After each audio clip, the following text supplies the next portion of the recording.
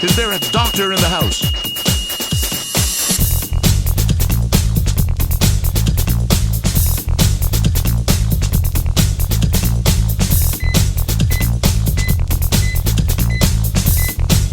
Doctor, you have a visitor in the main lobby.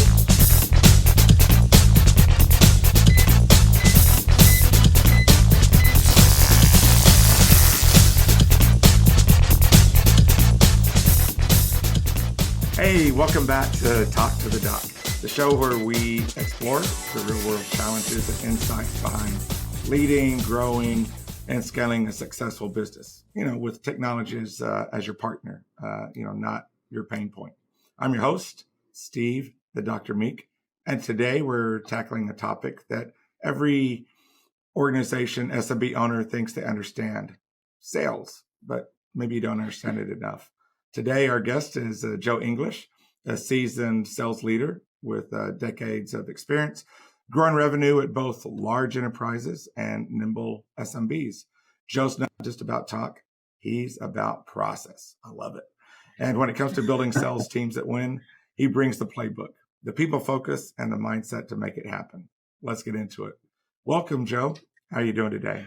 Well, Steve, it's great to be on with the doc, man. I feel honored and more than excited to share, hopefully, some nuggets with your audience. Well, hey, the pleasure's all on this side of the mic, so I'm with you. So tell us a little bit about yourself, Joe. Yeah, so, Joe English. I am a native Texan, traveled around a bit, lived in a few other spots, but I grew up in and around the Dallas area. Born in Dallas, grew up in Mesquite, actually. Went to school here up until college, went away for school, went away for work, grad school, and found my way into sales unexpectedly, not what I had planned for my life or career. I don't think anybody says, hey, I want to be in sales. Right. Maybe now, but when in our age, I don't think that was a real thought. And no one dressed up with little sales outfits as kids. Yeah, exactly. So, it just worked out that way, and had the great fortune to have some amazing training and experiences throughout the years, and, love the opportunity now to be able to share what I've learned in my corporate career as a consultant with small to mid-sized businesses and helping them leverage best practices. And I get a lot more joy out of this aspect of my professional life than I did, even though I had a really good run in corporate, plenty of successes. This is just a lot more rewarding to me because I kind of get to coach people more so and see them develop. And it's a blast. Love it every day. I get to geek out on sales, which most people don't, and help them figure out how to grow their businesses. So it's a ton of fun. You sound like a proud papa. Yeah, I am that as well. And so, the whole coaching thing is fun. So you and I both share a little bit of a passion for sports. And, I competed in sports through college. And I love that aspect of coaching. I appreciated being coached and getting better. And so I love to do that. I did that with all three of my kids through youth sports and into their careers with paid coaches, not volunteer coaches like me. Right. But it is. So I love, to your point, being a proud papa and watching people, grow and excel and succeed every day. So that's awesome. I love it. Well, let's go ahead and get going. And one of the things I like to do, just like a real physician's appointment, I like to take some vitals. So give me the pulse of things, from kind of the current state of the market. What's the pulse you feel is out there? Well, I think in general, we happen to be in what I consider the best market in the country, right? DFW is a awesome market in North Texas in general. And so business is good. Just don't watch the news would be my recommendation to people. Right. Because if you turn around, business is still transacting. More specifically on the sales side, one of the things that we see both in terms of talking to people independently, but also via our affiliation with Sales Acceleration, which is a larger IP organization around sales advisory. Okay. You would be shocked at how few companies leverage a playbook. And I know because as the doc, you are very process and list driven. Shocked at how few companies, especially in the SMB space, actually have a playbook to direct them in what they need to do from a sales perspective. It's kind of eye-opening, to say the least.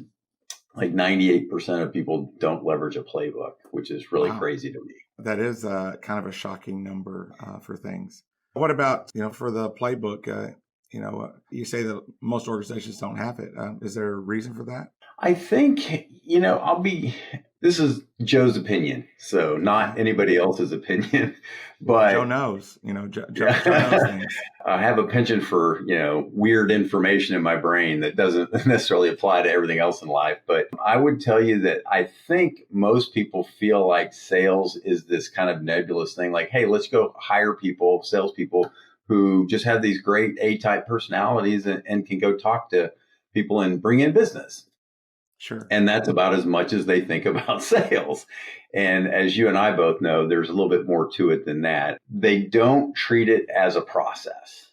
And sales is absolutely a process and requires systems thinking, just like any other functional area of a business, right? Sure. You certainly couldn't survive as an MSP in the IT world without very defined processes. And I would tell you that the same is true for sales.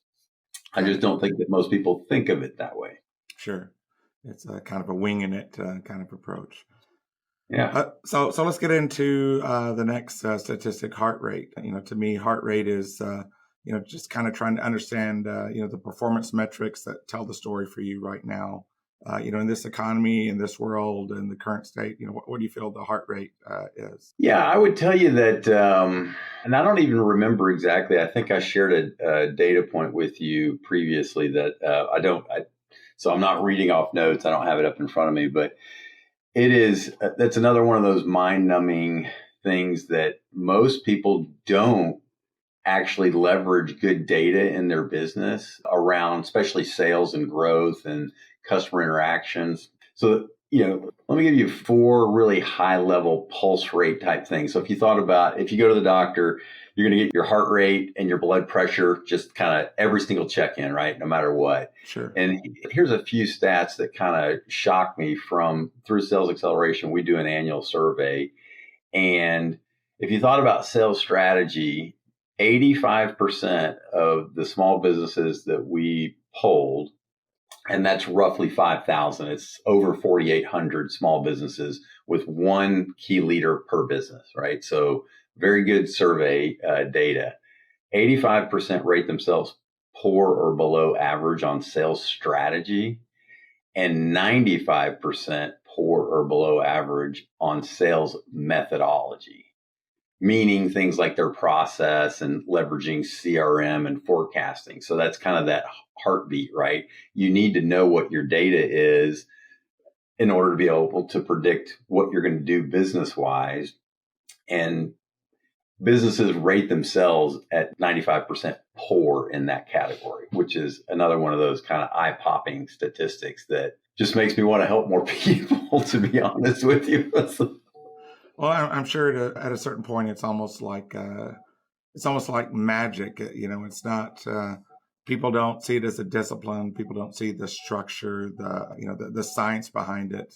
They kind of go into it, and it's just something they kind of wind their way through. As it's kind of a journey. In some cases, I see technology a little bit that way. That so many people just see technology, computers as, hey, you just set something up and it works, and then you keep doing things and it eventually gets better. And, they don't have a structure to it. They don't have a process. They don't follow a framework.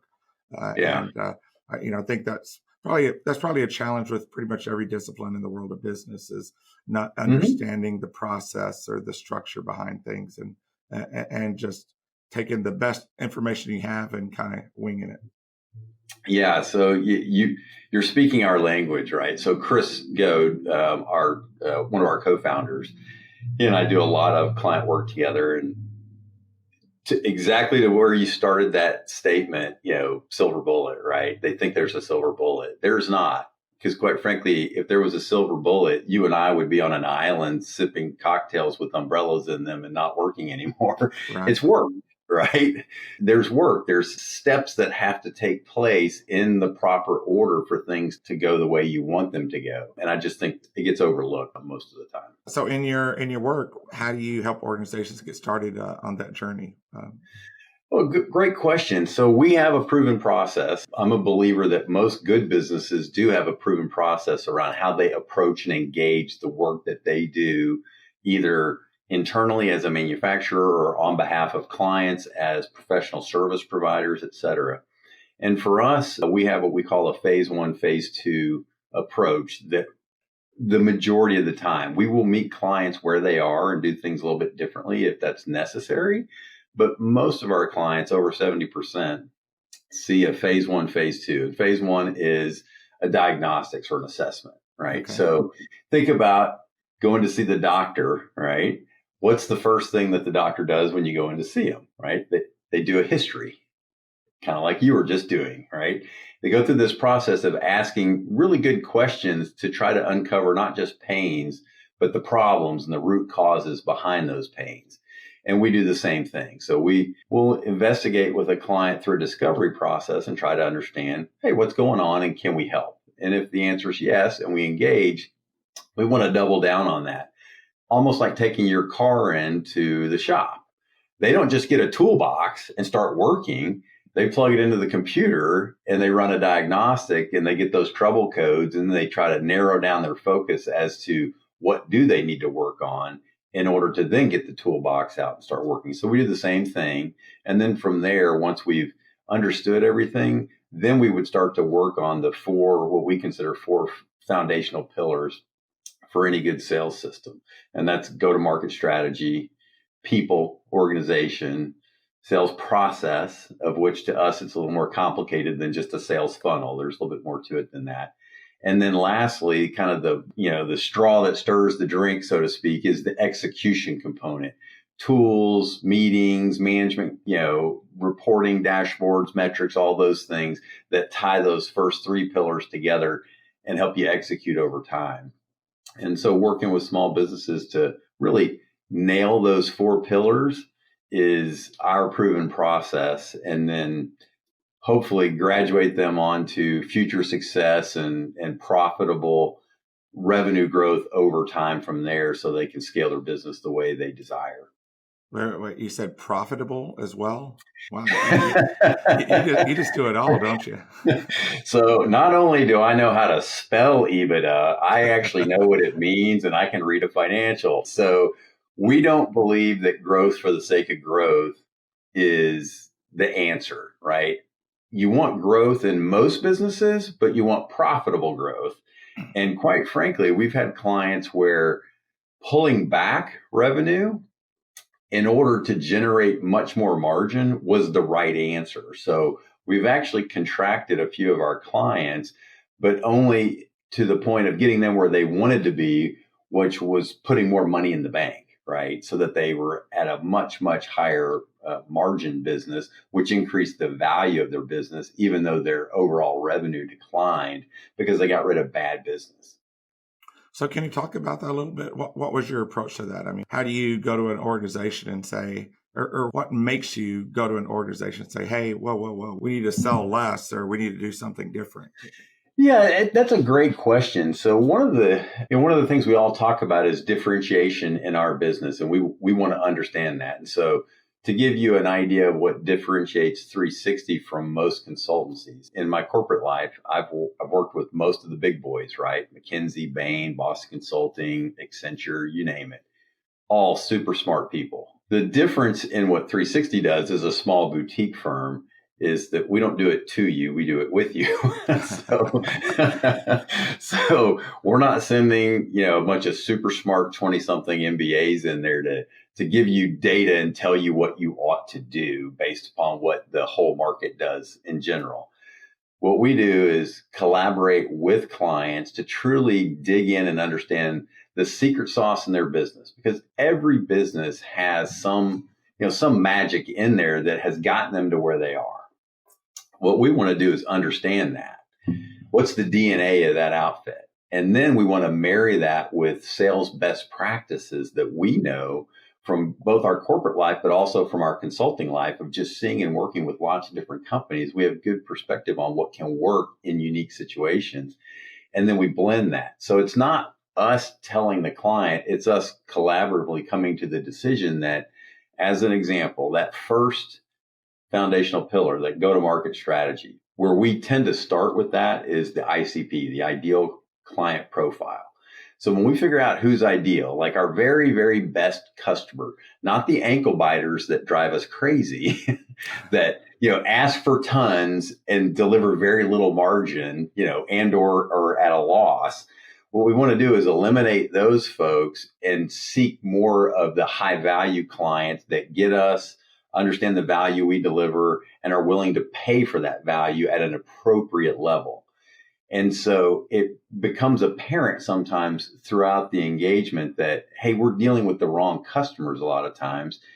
And what would it look like if we eliminated those customers? Not because we don't like them, but they're just not good clients.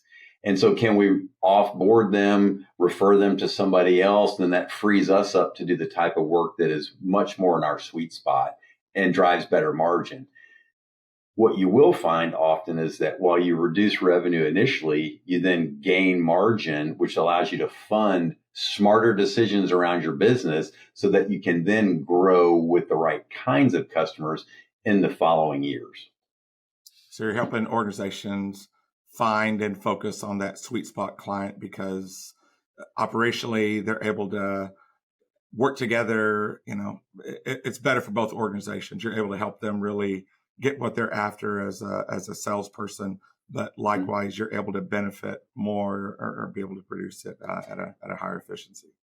Yeah, to use an old term that we don't use too much anymore, you want the win-win, right? If it's good for both, well, then everybody's happy, right? We often say that sales is one of the most honorable professions in the world, right? Maybe not the same as being a physician, a doctor, but we think it's honorable because if you really got to the root cause, if done right, and it's not always done right, we have lots of examples of it not being done properly. Oh, sure. But you're trying to understand somebody else's problem and challenge and provide a solution. What's more honorable than that, right? If you can solve a problem that allows them to be more successful, then they're happy to pay for that and they feel good about it, right? And everybody goes home happy and successful and making more money, right? Both businesses do better at the end of the day. And sales is really nothing more than problem solving. But you have to be willing to understand the actual problem. And that's what consultative sales should be, is really digging in and understanding the client's situation better and figuring out, can you help them? And if not, you have to say, hey, I've got to disqualify myself because I can't really help you.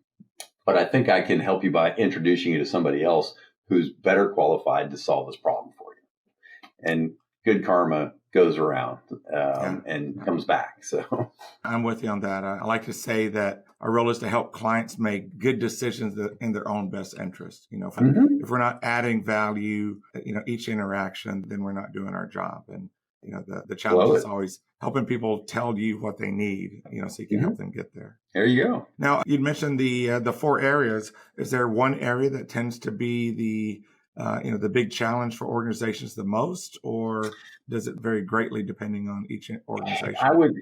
That's a great question. I would tell you that if you thought about strategy, most businesses, especially because the leader in the SMB space more so than in upper mid-market and enterprise, the owner operator is typically the driver of the business, and they do have some version of a strategy. So it's not always great, but they have something, right? That sales process is where it tends to break down. So as an example, you're very familiar that owner dependency is a big problem in small business. The owner wears multiple hats, so they can only commit a certain amount of time to each one of those hats that they're wearing.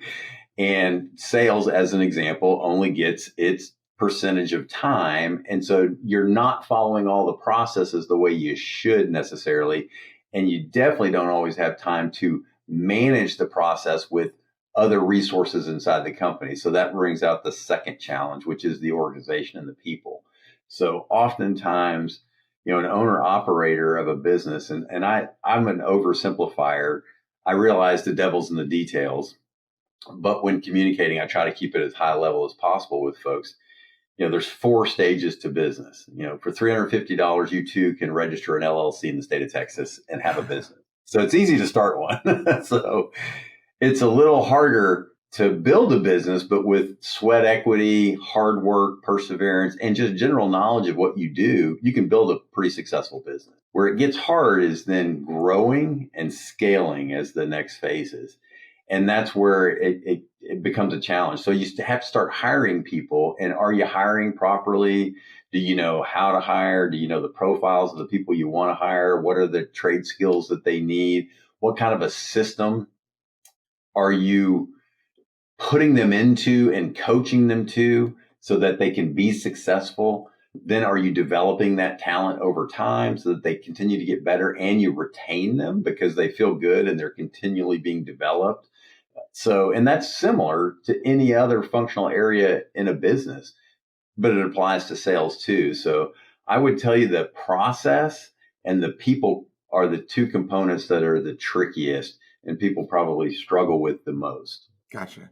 So, and just for the record, I've never made a bad hire. So, I'm kind of not sure what you're talking about, but I'll play along as if I know. So the doctor walks on water too. I love it. That's right. The doctor has many skills in his head.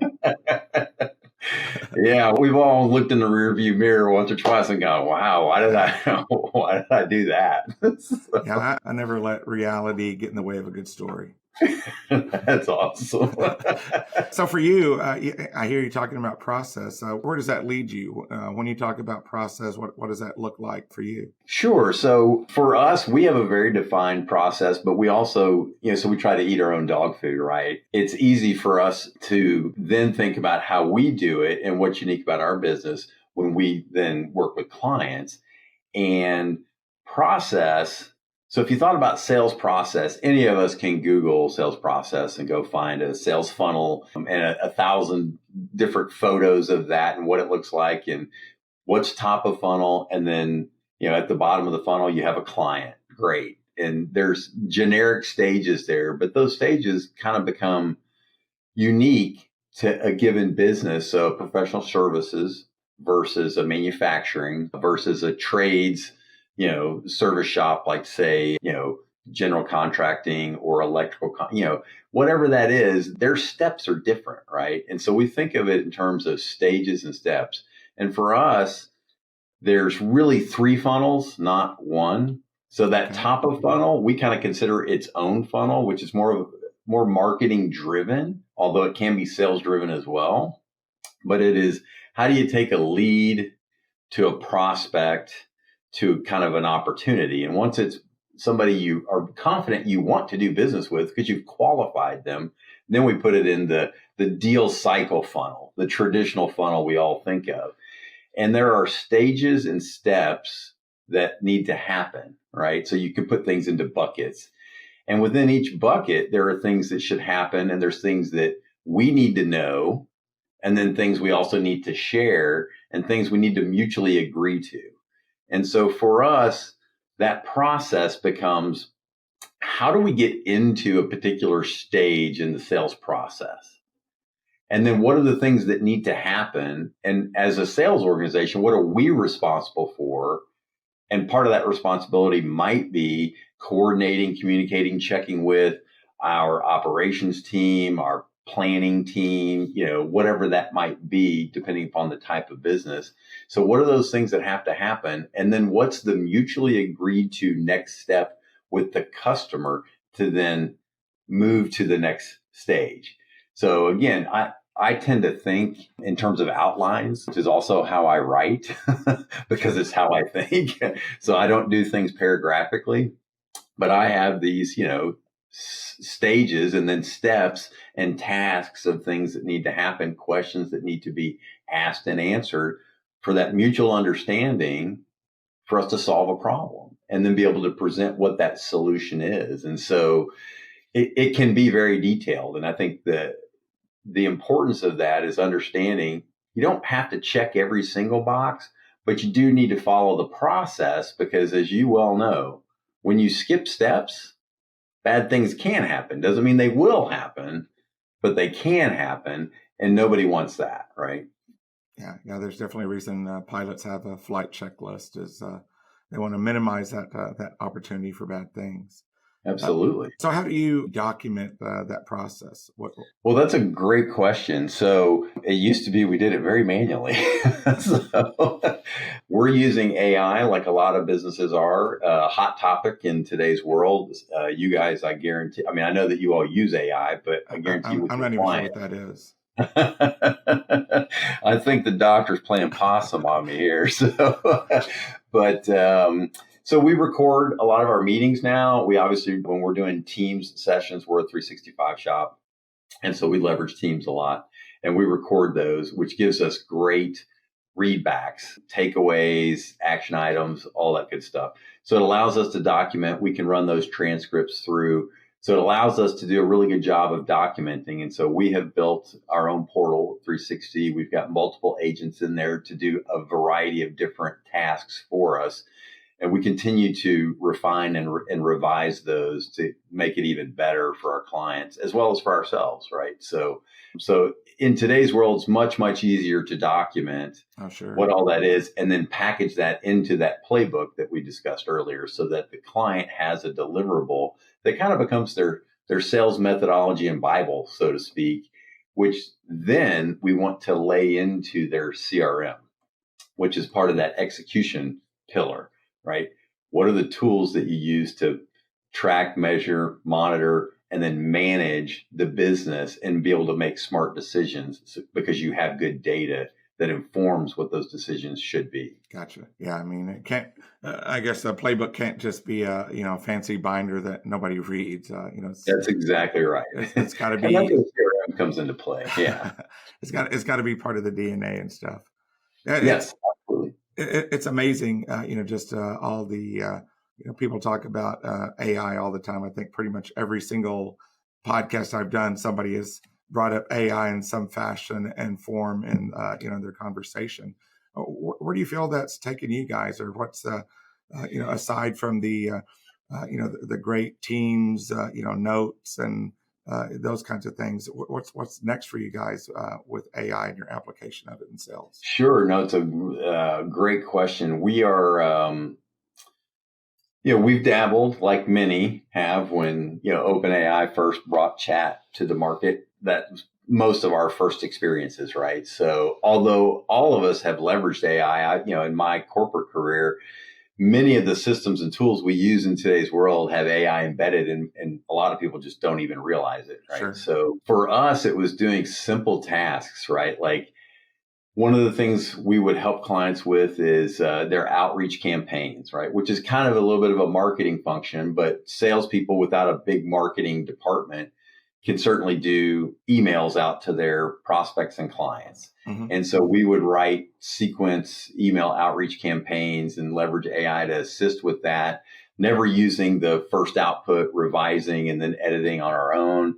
So simple things like that, using the AI tools to record calls, that's gotten way better than it used to be, right? With better transcripts, very defined action items and takeaways, and some are better at packaging that than others, which allows us to then rerun that. So one of the key learnings that I've had, and most of us at 360 that are trying to push forward with AI, is the iterative process. So taking the output, refining it, maybe running it through a different tool. So we're using 4 or 5 different tools, right?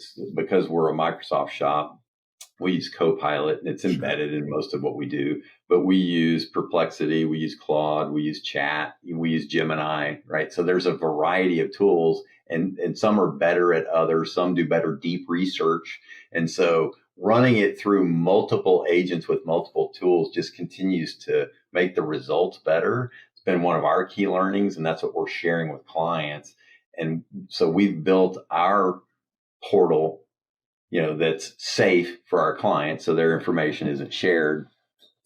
And we're trying to help them understand how to do those same things, right? Because we get asked the question constantly, like, well, how, what do you think of AI? It's like, well, I think it's great. I think it's can be a little scary. It's scary to start. Mm-hmm. And Chris was telling me, I haven't read it, but he had read a report the other day where like 50 of the top AI experts in the world all got together kind of in a consortium to talk about where it's going. And there's some fear that, it's getting smarter. Like they're not always able to track its thinking. So as you know, you can look and see how is it doing its work and getting to where it's trying to get to. There are times when its thinking is abstract and there's no logical reason why it's thinking. So it's teaching itself, which is sort of what generative AI will do, right? So there's a possibility down the road that we may have to shift a little bit, but at the current pace, everybody's adopting and turning, especially those repetitive tasks. It can just make everybody's lives so much more efficient. You still have to be smart enough to prompt it and guide it. And that's where I think people shouldn't be afraid, because you still have to use your brain. Yeah, I mean, several of the founders got together. Some of the founders and leaders of AI got together and wrote kind of a Hiroshima bomb type of letter to everyone, basically saying, hey, the AI is great, but it could be end of existence, an extinction letter kind of thing, that we need to make sure that we have guardrails and safety and all of these kinds of things, because it has... Unfortunately, we recently repealed the executive order for that, kind of some of those guardrails. So it's back to being a little bit of the wild, wild west. But I think that's the thing for organizations. They just need to be safe and, know what they're exposing in intellectual property and securing their stuff and, kind of protecting themselves. Absolutely. And that's where I would tell everybody in your audience, keep talking to the doc, because those are things that you need to understand. That's beyond, my level of, I'm not researching AI at that level the same as you would be. And so, yes, make sure you're talking to an expert to really understand the impacts to your business and how are you safe, secure, protecting your assets, especially your IP, right? Yeah, data governance is, now that everything's interconnected, is taken on a whole new level of just how you... not just how you secure your information, but even how you archive information, delete information, all of those kinds of things, because, your data is so important for your AI to be good. Bad data makes for bad AI. I sound like Frankenstein's monster. Well, it's the same. It's the good old fashioned garbage out. I'm a big Frankenstein fan. Come on. Very entertaining. Yeah. Well, like young Frankenstein. But anyways, so what's next for you guys in the sales world? Obviously you're using AI. Are there new trends or new things that organizations need to be mindful of? Yeah, I think so. I think, to me, what's important for all organizations is you need to be growing, right? And that's really not new. It's just that people forget that if you're not growing, you're dying, you're shrinking, right? Because even if you're maintaining your business, somebody else is growing in the market. So you're now technically kind of losing share, right? So growing is important, unless, of course, it's a lifestyle business. That's a totally different thing. But if your intention is for your business to succeed and continue to grow, you need to be putting effort into that, right?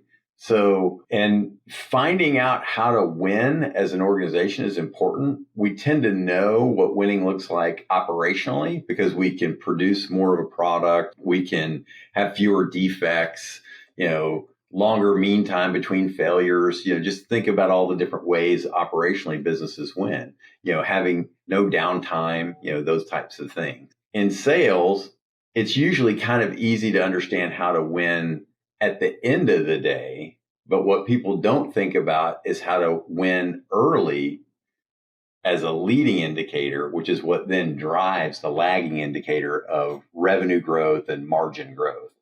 And I think that's the big missing link for most, especially small to mid-sized businesses, is creating that culture of winning, right? So Chris likes to say, and I've never liked to say it because it sounds so harsh, but winners win and losers lose.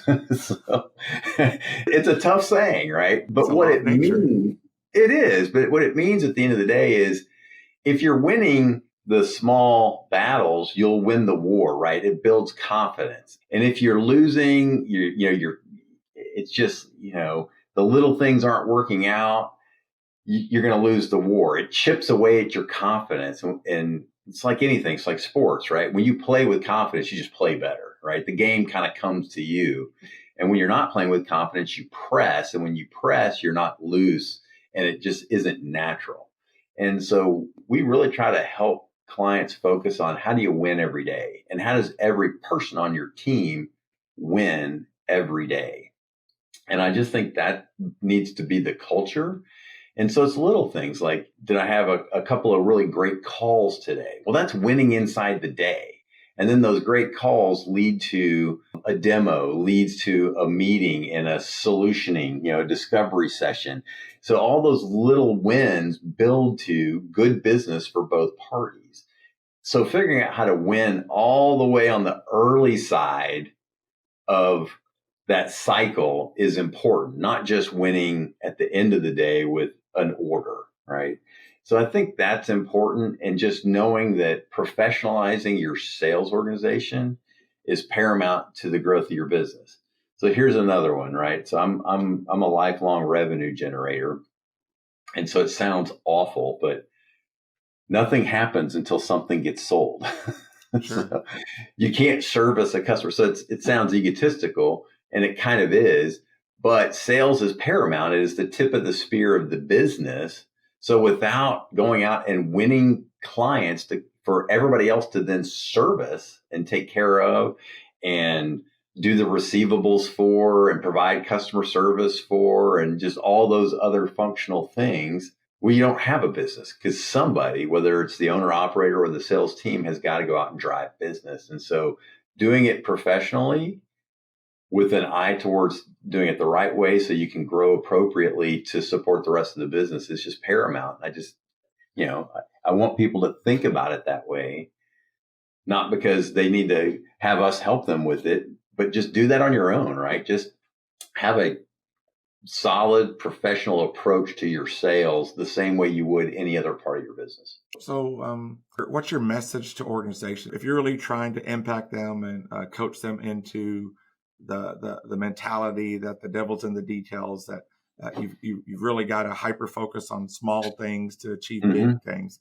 How do you coach that to your clients? That's a great point. I would so I use two things. One, there's a book. It's an older book, but it's a great book. What got you here won't get you there. So, and simply put, that's true of all of us, sure, personally and professionally, right? So I've been married for a long time. Me too. Yeah. There's pros and cons, right? Wait, there's pros? She hasn't told me any of those yet. Yeah. I'm not even going to go there. Sorry, I'm going on married 30 years. I don't even know what it's like to be single. Yeah, I'm 29 as well, right? With my wife for 33 years. So we dated for 4 before we got married. I mean, but for the record, I have no game anyway. So, well, yeah, that's just it. I got lucky. I'm married out for sure. So, but what, the expectation is that I always have to work on myself, right? We do as people the same as we do as a business. So that's one. So what got you here won't get you there.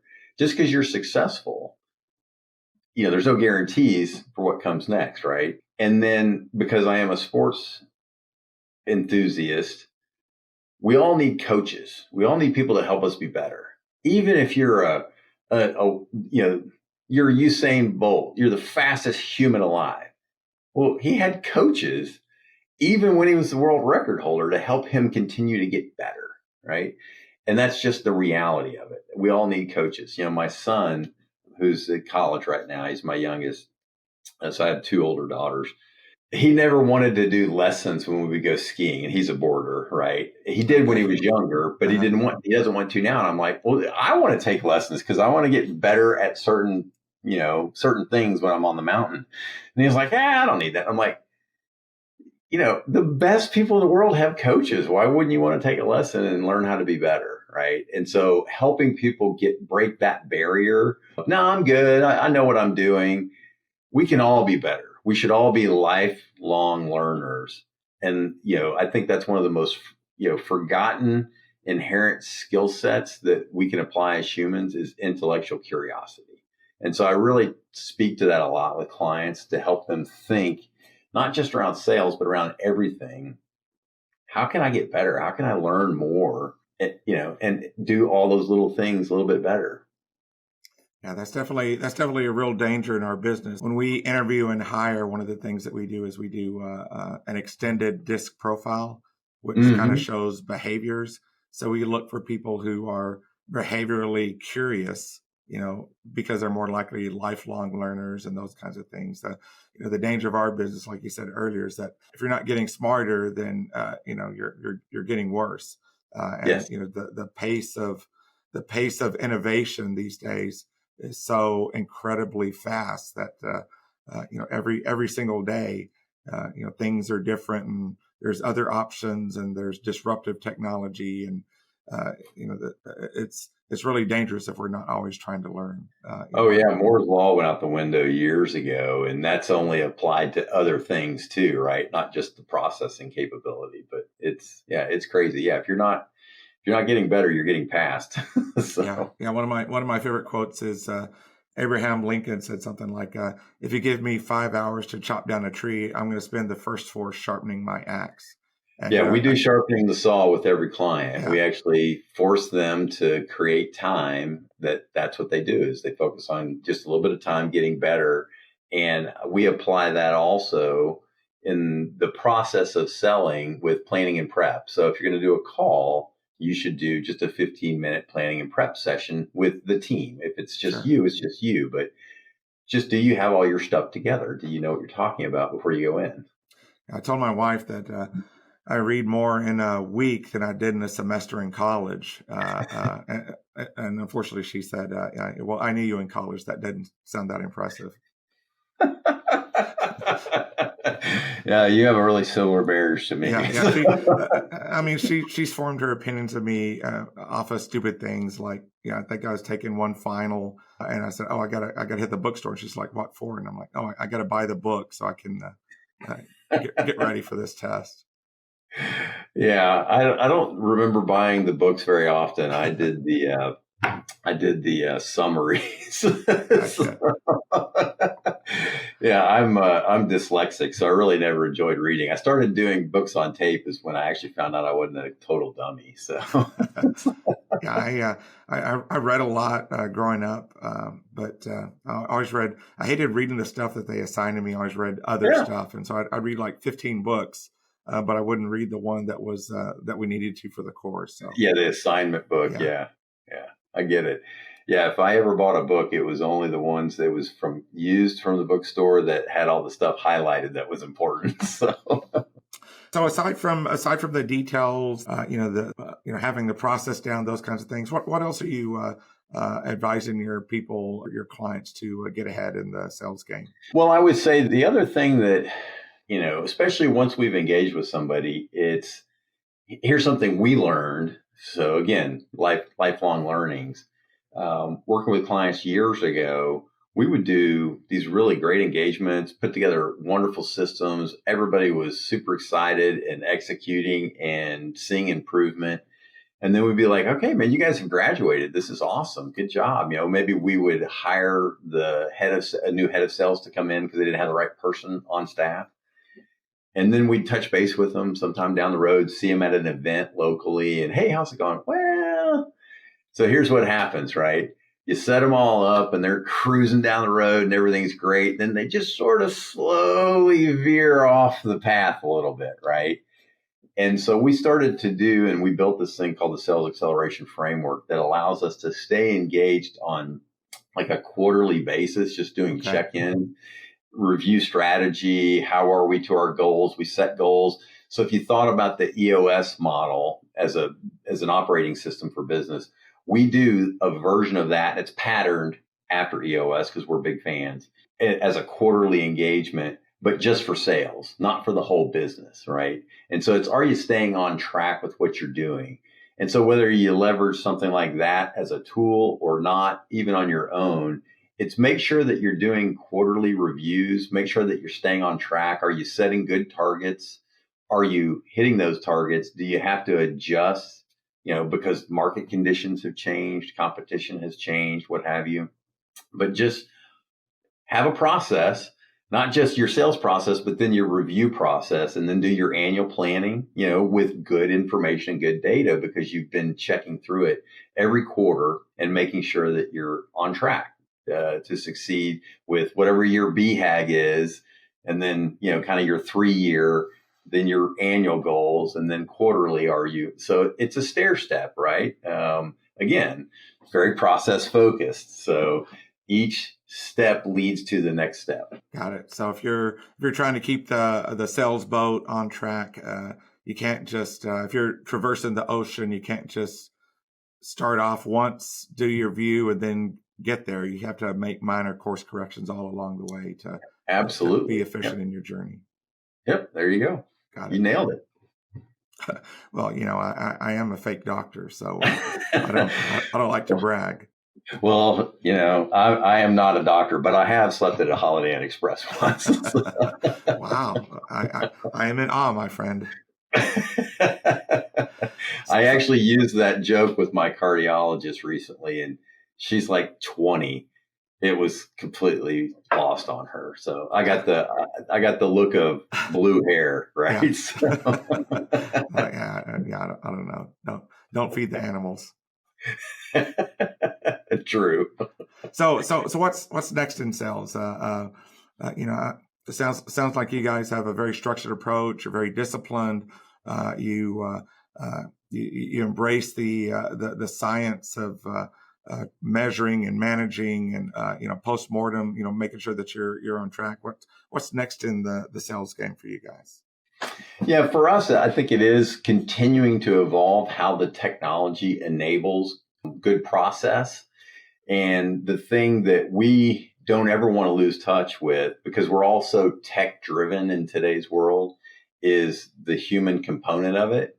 Because sales is this magical combination of art and science. And so the art piece of it, the nuance, the understanding of deals, that's where we actually have a ton of fun with building the systems and the process, but then coaching people to recognizing and seeing kind of the playing field, right? So, and understanding the nuance of how to deal with clients and all that.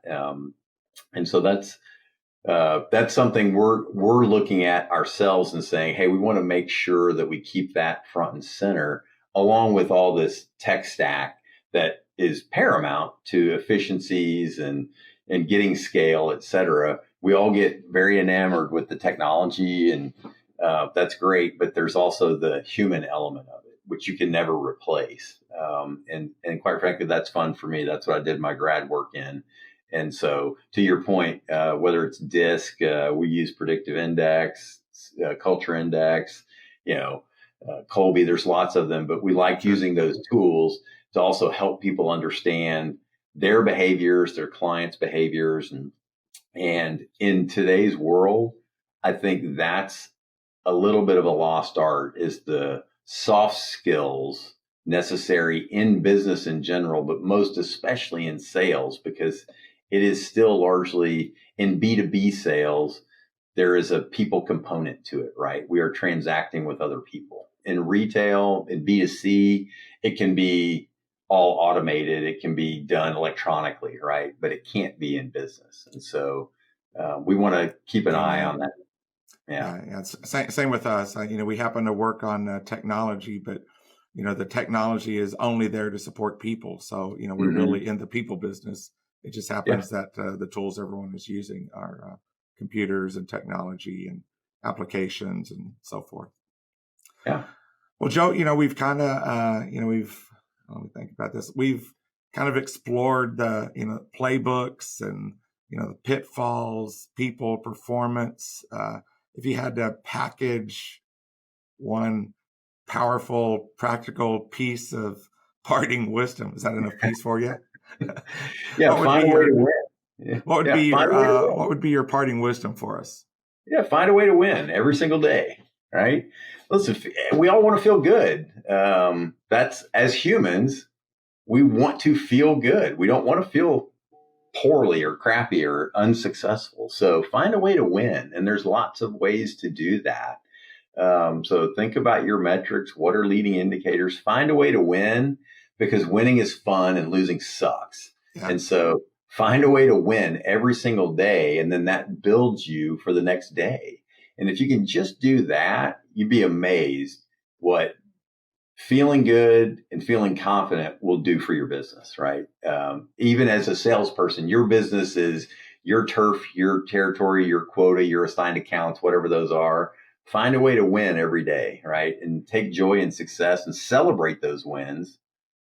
And you'll just start doing more and more of that. And it just snowballs from there. Yeah. No employee, no person gets up in the morning and goes, "Oh, I really want to suck today." You know, No, they don't. I really want to have a really, really bad day.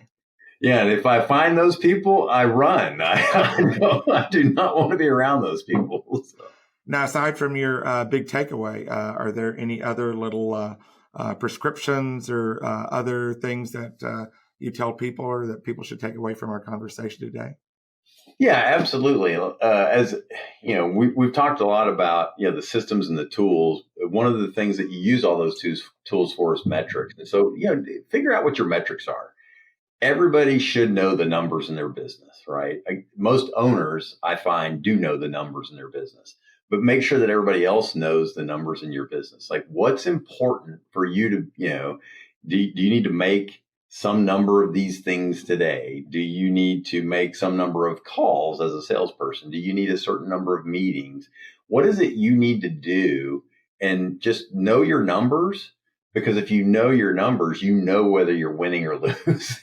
Sure. It's a scoreboard, just like sports, right? So we have to have that, that scorecard to tell us, are we on track to achieve our goals? And, it's just like, going back and figuring out what those little things are in the front end of the sales process. So what are those numbers that build to orders and revenue and profit for the business? And you'll know, you can literally just do the math and break them down.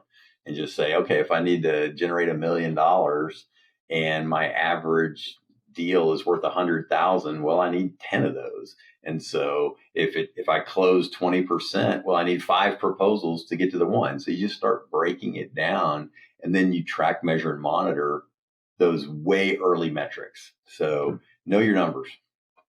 So is there any my audience really love things that are free. Are there any free things or guidance links, book recommendations you have for them?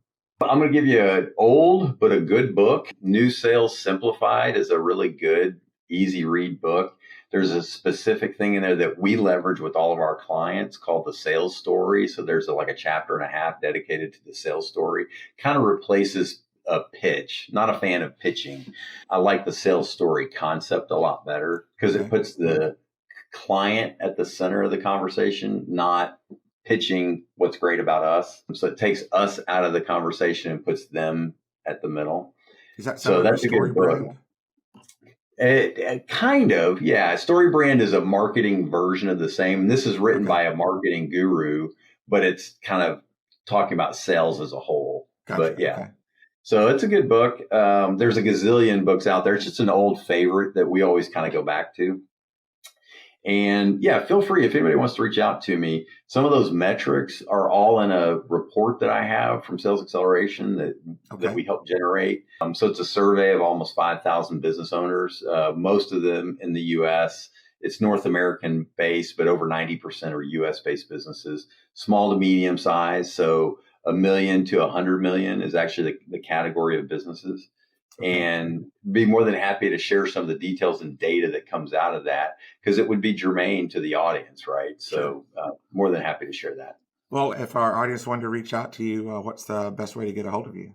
Oh, just drop me an email. I like a lot of people, I'm compulsive with my email. So I'm always on it.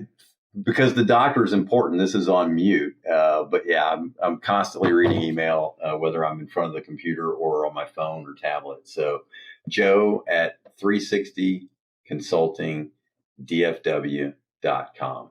We have to put the DFW at the end of it because, believe it or not, there's more than one 360 consulting in the world. Yeah, unfortunately, there's a whole bunch of Fulcrum groups that came on after me. So sometimes I get confused.